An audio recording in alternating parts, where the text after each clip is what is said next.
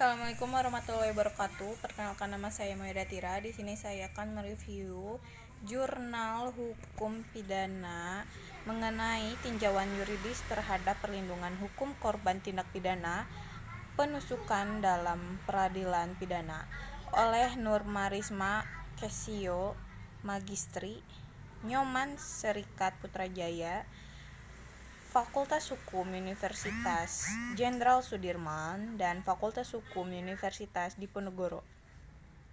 Dalam proses penegakan hukum pidana, paling sedikit ada dua pihak yang terkait di dalamnya, yaitu pihak pelaku tindak pidana dan pihak korban kejahatan. Oleh karena itu, maka kedua pihak tersebut harus mendapat perhatian yang seimbang. Dengan demikian, dalam proses penyelesaian perkara pidana, ada pihak yang merasa dirugikan, baik dipandang dari sudut penegakan hukum pidana maupun dalam usaha penanggulangan kejahatan yang terjadi dalam masyarakat. Terdapat beberapa faktor yang menyebabkan tidak terungkapnya jumlah kriminalitas, seperti korban yang memang tahu bahwa dirinya menjadi korban, misalnya kehilangan hak milik yang sama sekali tidak dirasakan karena hak milik tersebut banyak sekali jumlahnya. Korban tidak mengetahui bahwa secara yuridis ia dapat menuntut kerugian yang ditimbulkan oleh kecurangan pihak lain.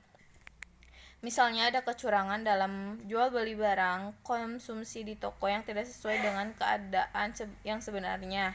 Dalam hal ini korban tidak tahu harus berbuat apa.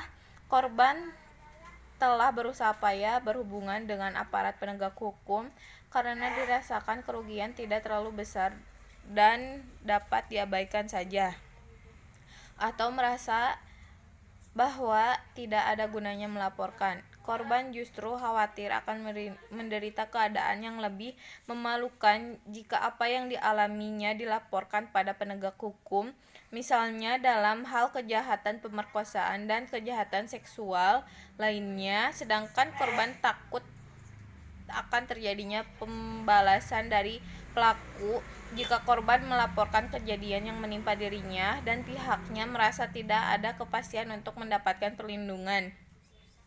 Perlindungan korban sudah diatur dalam Undang-Undang Dasar Republik Indonesia tahun 1945 mengatur hak asasi manusia pasal 28A dan 28J yang menyatakan mengenai hak setiap orang untuk mendapat atas pengakuan, jaminan, perlindungan, dan kepastian hukum yang adil, serta perlakuan yang sama di hadapan hukum.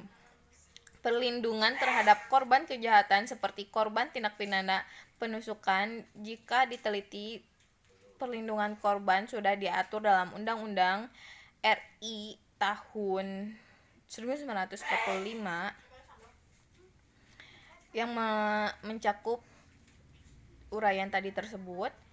Maka dari itu yang kita dapat dari pembahasan kali ini, peraturan tindak pidana penusukan belum diatur secara khusus, namun dalam KUHP pidana menyatakan bahwa penusukan dapat dikategorikan dalam pembunuhan berencana sebagaimana diatur dalam pasal 340 KUH pidana yang menyatakan diancam karena pembunuhan dengan rencana, serta diatur dalam pasal 6 UU nomor 5 tahun 2018 tentang pemberantasan tindak pidana terorisme yang menyatakan ancaman kekerasan yang menimbulkan rasa takut atau seharusnya tindak pidana penusukan diatur secara khusus mengenai peraturan perundang-undangan, dan korban tindak pidana penusukan harus mendapatkan perlindungan hukum serta pelaku tindak pidana diberikan sanksi yang memberikan efek jera kepada pelaku tersebut.